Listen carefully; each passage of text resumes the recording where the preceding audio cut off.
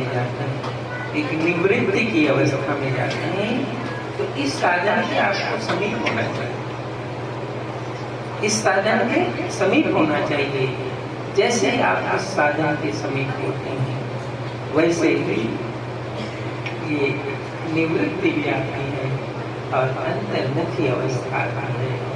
और दुनिया का चित्त भले प्रपंच में रहे, लेकिन तुम्हारा चित्त सद्गुरु के दिव्य ज्ञान की छत्र छाया में, यही निगुरा और गुरुमुखी में अंतर है।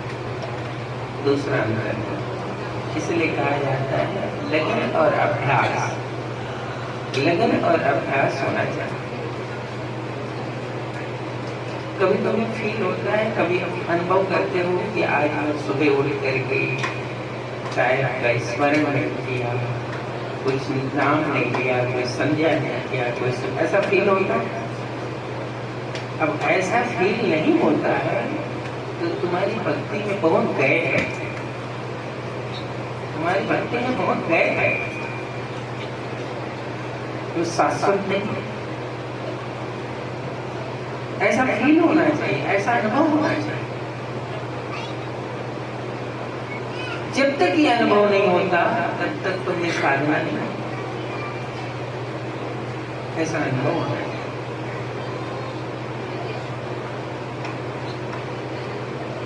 और ऐसा यदि अभ्यास है, अब हो सकता है व्यवहारिक जीवन है, गृहस्थ जीवन है, बहुत सारे उपद्रव जीवन में रहते हैं, लेकिन यदि एक निश्चित सुरति का साधन है तो तुम जिस समय चाहोगे उस समय तुम्हारी नींद खुल जाएगी। यदि तुम में अभ्यास है, घड़ी फैल हो जाएगी, नींद नहीं फैल होगी, खुल ही जाएगी। लेकिन ये अभ्यास है, वो अभ्यास होगा तो खुल जाएगा।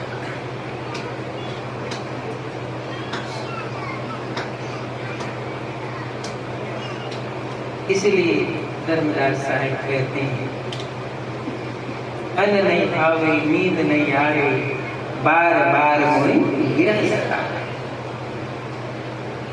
मुझे अन्न नहीं खाता है, नींद नहीं आती है, बार बार मुझे विरह सता है। दर्शन देव गुरु नाम स्नेही, तुम बिन दुख पा